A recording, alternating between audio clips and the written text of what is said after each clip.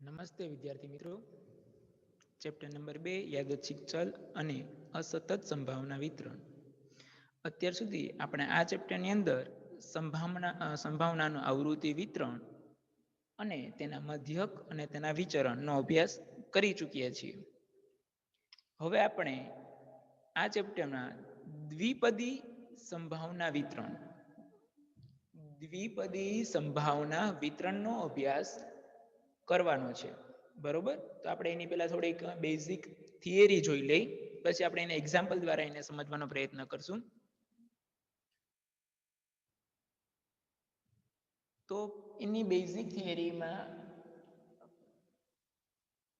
બર્નોલીનો પ્રયત્ન છે. બરોબર, ધારો કે એક દ્વિવિધ વિકલ્પવાળા યાદચ્છિક પ્રયોગોના બે શક્ય પરિણામો હોય.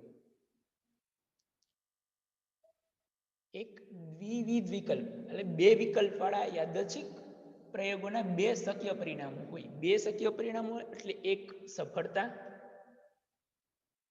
અને બીજી એક નિષ્ફળતા.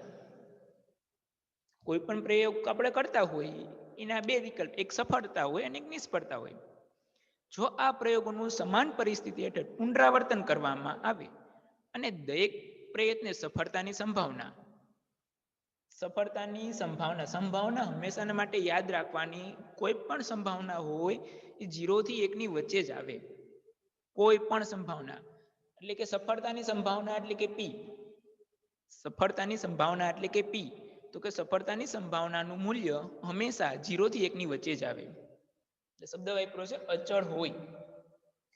તો આવા પ્રયત્નોને બર્નોલી પ્રયત્નો કહેવામાં આવે છે. એના ગુણધર્મોની વાત કરેલી છે. તો કે દરેક બર્નોલી પ્રયત્નને મળતી સફળતાની સંભાવના અચળ રહે છે. સફળતાની સંભાવના અચળ રહે છે એટલે તમે એક વખત સફળતાની સંભાવના જે મળી ગઈ હોય, તમે એમાં પુનરાવર્તન કર્યા રાખો તો એની સંભાવના સફળતાની ઈ જ રહે, એ બદલે નહીં, એટલે કે અચળ રહે છે. બર્નોલી પ્રયત્નો પરસ્પર નિરપેક્ષ છે, એટલે કે કોઈ પણ પ્રયત્ને મળતી સફળતા કે નિષ્ફળતા તેના અગાઉના પ્રયત્ને મળેલી સફળતા કે નિષ્ફળતા પર આધારિત નથી. એટલે તમે એક પ્રયત્ન કરેલો હોય, એમાં જે સફળતાની સંભાવના હોય, પાછું તમે એનું પુનરાવર્તન કરો તો સફળતાની સંભાવના ઈ જ રહે, બદલતી નથી. બરોબર, એટલે અગાઉના પ્રયત્ન સાથે એને કાંઈ પણ લેવા દેવા નથી, આધારિત નથી. સફળતા અને નિષ્ફળતા બંને પરસ્પર નિવારક અને નિષેધ ઘટનાઓ છે. આ ખાસ ધ્યાન રાખજો. MCQ અને વન લાઈન પ્રશ્ન હોય એમાં ઘણી વખત પૂછાય છે, સફળતા અને નિષ્ફળતા બંને પરસ્પર નિવારક અને નિષેધ ઘટનાઓ છે. એમાં P સફળતા અને Q નિષ્ફળતા, આ બંને માટે વપરાય. હવે ખાસ ધ્યાન રાખજો, જો Q જોતો હોય તો 1 - P કરો એટલે Q મળી જાય. સફળતાની તમને સંભાવના આપેલી હોય, ખાલી સફળતાની સંભાવના આપેલી છે, નિષ્ફળતાની સંભાવના આપેલી નથી, તો તમે ખાલી Q જોતો હોય તો 1 માંથી P બાદ કરો એટલે Q ની કિંમત મળે, એટલે કે નિષ્ફળતાની સંભાવના મળે.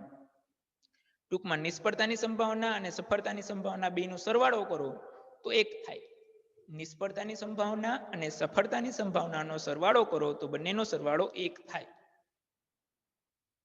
ઓકે, હવે આપણે એના એક્ઝામ્પલ દ્વારા સમજવાનો થોડાક પ્રયત્ન કરીએ, દાખલા ગણીએ. ઉદાહરણ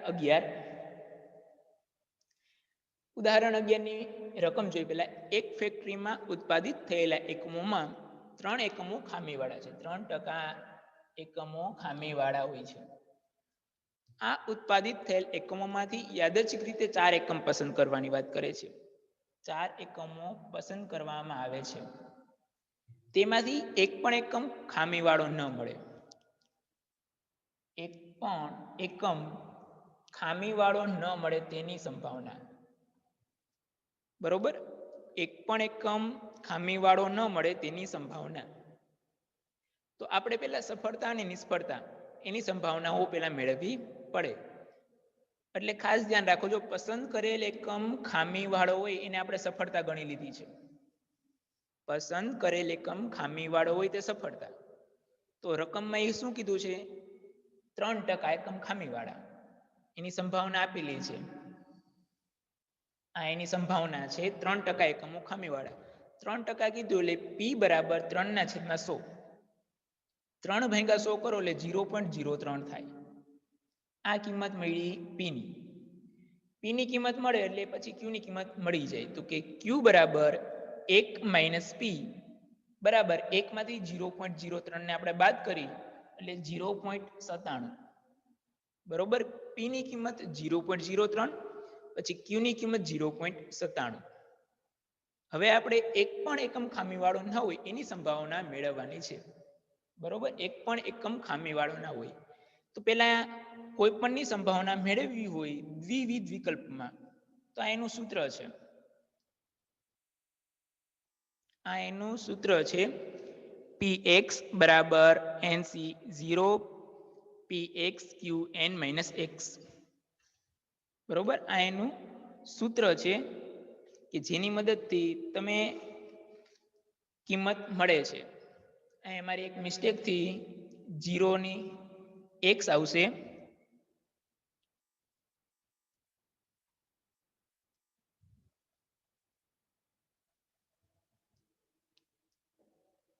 અહીં x આવશે NCx P ની x ઘાત Q ની n - x ઘાત. આ સૂત્ર મહત્વનું છે કેમ કે દ્વિવિધ વિકલ્પવાળા દાખલા હશે એની ગણતરી આની મદદથી થશે. હવે આપણે 0 ની વાત કરી. એક પણ એકમ ખામીવાળો ના મળે તો એનો અર્થ શું થાય? x બરાબર 0. 0 નો અર્થ શું થાય? એક પણ એકમ ખામીવાળો નથી. એટલે આપણે અહીંયા 0 ની કિંમત મૂકેલી છે x. હવે સૂત્રમાં આપણે કિંમત મૂકી તો ટોટલ પસંદ કરવાના છે 4. ટોટલ આપણે પસંદ કરવાના છે 4. બરોબર. એટલે 4C0 4C0 ની વાત કરી છે. પછી P ની સંભાવના આપણે મળી 0.03 એટલે આપણે P ની કિંમત મૂકી. એની ઉપર x ઘાત છે એટલે અહીંયા x ની કિંમત 0 છે.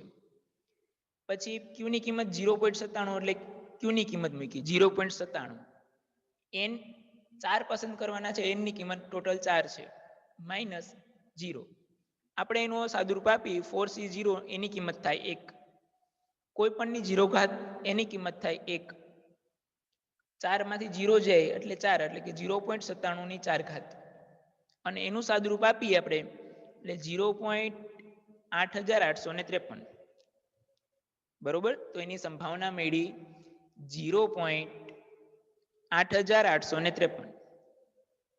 આવી રીતના દ્વિવિધ વિકલ્પવાળા દાખલા હોય એની સંભાવના આવી રીતના મળે છે. સફળતા આપેલી હોય અથવા તો નિષ્ફળતા આપેલી હોય અને પછી સંભાવના મેળવવાની વાત કરે ત્યારે. બરોબર.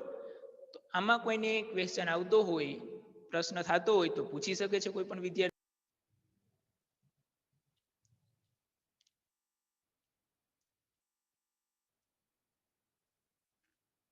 ઉદાહરણ 12 ની રકમ અત્યારે તમને સ્ક્રીન ઉપર તમે જોઈ શકો છો. બરોબર. એમાં એમ કીધું છે કે માંસાહારી હોય તેની સંભાવના. વ્યક્તિ માંસાહારી હોય તેની સંભાવના 0.20. તો આપણે શું નક્કી કર્યું હતું કે વ્યક્તિ માંસાહારી હોય તે સફળતા. સફળતા હંમેશા રકમમાં જે આપેલું હોય એને જ આપણે સફળતા ગણી લેવાની. એટલે કે P 0.20. તો Q ની કિંમત 0.80. આ યાદચ્છિક રીતે પસંદ કરેલ 6 વ્યક્તિ. આ 6 વ્યક્તિઓ પસંદ કરવાના છે એટલે આ શું બની જાય? n. આ n ની કિંમત બની ગઈ n બરાબર 6. એમાંથી વધુમાં વધુ 2 વ્યક્તિઓ માંસાહારી હોય તેની સંભાવના. વધુમાં વધુ, હમણાં આપણે ઉદાહરણ 11 માં થોડી ચર્ચા કરી હતી. બરોબર. વધુમાં વધુ, તો વધુમાં વધુ કીધું હતું એટલે P0 P1 અને P2 આપણે ત્રણેયની સંભાવનાઓ મેળવવાની છે. તો P0 ની સંભાવના મેળવવી હોય તો 6C0 0.20 ની 0 ઘાત અને 0.80 ની 6 ઘાત. P1 ની સંભાવના જોતી હોય, P1 ની સંભાવના તો કે 6C1 0.20 ની 1 ઘાત 0.80 ની 6 - 1 કરીએ એટલે 5 ઘાત. P2 બરોબર, P2 ની સંભાવના તો કે 6 × 0.20 ની 2 ઘાત 0.80 ની 6 - 2 કરીએ એટલે 4 ઘાત. હવે આપણે એનું સાદુરૂપ આપીએ તો કોઈ પણની 0 ગત કરો એટલે 1 જ થાય અને 6C0 એટલે 1 જ થાય. 6C1 ની કિંમત 6 થાય. 0.20 ની 1 ઘાત કરો એટલે 0.20 જ રહે. 0.80 ની 5 ઘાત કરો એટલે 0.3277 થાય. 6C2 ની કિંમત 15 થાય. 6C2 ની કિંમત 15 થાય. 0.20 નો સ્ક્વેર કરો એટલે 0.04 અને 0.80 ની 4 ઘાત કરો એટલે 0.4096. 0.80 ની 6 ઘાત 0.2621 અને સાદુરૂપ આપો એટલે 0.3932. પછી 15 ગુણ્યા 0.04 કરો અને એને ગુણ્યા 0.4096 કરો એટલે એનો જવાબ આવે 0.2458 અને ત્રણેયનો સરવાળો થાય 0.9011. 0.9011 એટલે કે વધુમાં વધુ 2 વ્યક્તિઓ માંસાહારી હોય એની સંભાવના 0.9011 થાય. હવે આ દાખલામાં કોઈને ક્વેશ્ચન થતો હોય તો પ્રશ્ન કોઈ પણ વિદ્યાર્થીને થતો હોય તો પૂછી શકે છે.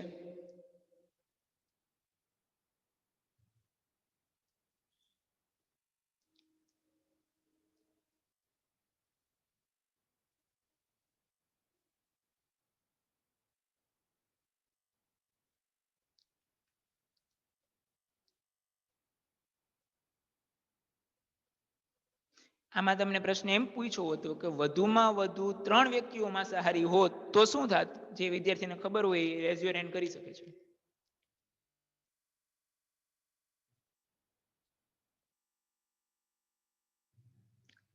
Aarav. P0 + P1 + P2 + P3. Very good, સાચો જવાબ છે. હવે પ્રશ્ન એમ પૂછવામાં આવે કે વધુમાં વધુ 2 વ્યક્તિઓ માંસાહારી ના કરતા હોય તો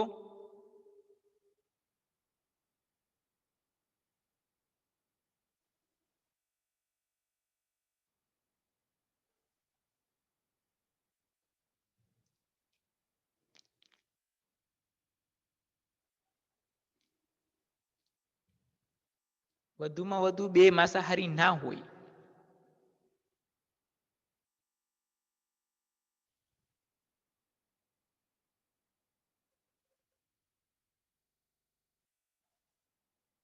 કોઈ પણની સંભાવના 1 થાય.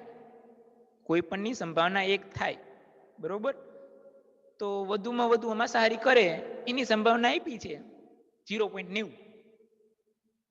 કરે એની સંભાવના આપી છે ને આપણે નથી કરતી એની જોતી હોય તો શું થાય?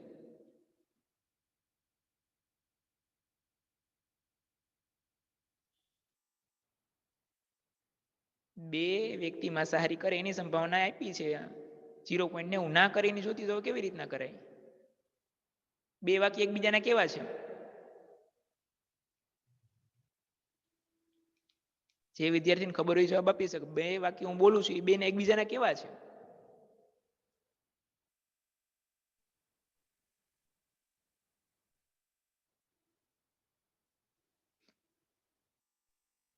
સર, હા આરવ. આ P1 અને P2 ની બેની કિંમત બદલાવી નાખવાની. વેરી ગુડ, સાચો જવાબ છે. સફળતા આપણે માંસાહારી જે એમ કહ્યું કે વ્યક્તિ માંસાહારી હોય તે સફળતા, તો આપણે એવું કરી નાખવાનું કે વ્યક્તિ માંસાહારી ના હોય તે સફળતા. વ્યક્તિ માંસાહારી ના હોય તે સફળતા.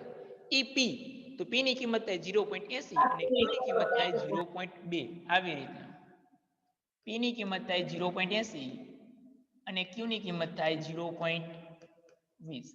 આટલું કરવાનું રહે. પી અને ક્યુ બદલી જાય, બરોબર? પી અને ક્યુ બદલી જાય, એની કિંમત ખાલી બદલે, બીજો કઈ ફેરફાર ના થાય. એટલે ક્યારેક આવી રીતના પ્રશ્ન ફેરવીને પૂછી નાખે. જો આપણે ખાલી ઉદાહરણ આ 12 એકમ જોઈને મૂકી દીધું હોય, ખાલી આમ કીધું વધુ બે વ્યક્તિ માંસાહારી હોય, માંસાહારી ના હોય એટલું ખાલી ઉમેરી દે ને એટલે એની રીત બદલી જાય, પી અને ક્યુ ની કિંમત બદલી જાય છે. Okay, ready, complete. હજી કોઈને ક્વેશ્ચન થતો હોય તો પ્રશ્ન પૂછી શકે છે. ઉદાહરણ 13 આવતા લેક્ચરમાં આપણે એનો અભ્યાસ કરશું, એટલે વધારે ખબર પડશે. 13 અને 14 નો અભ્યાસ આના પછીના લેક્ચરમાં કરશું. એટલે દ્વિવિધ વિકલ્પ હોય આવૃત્તિ વિતરણ એને ઓટોમેટિક ક્લિયર થતું જશે. ઓકે, હવે દરેક વિદ્યાર્થી ચેટ બોક્સમાં જઈ પોતાની પહેલા હાજરી પૂરી લે.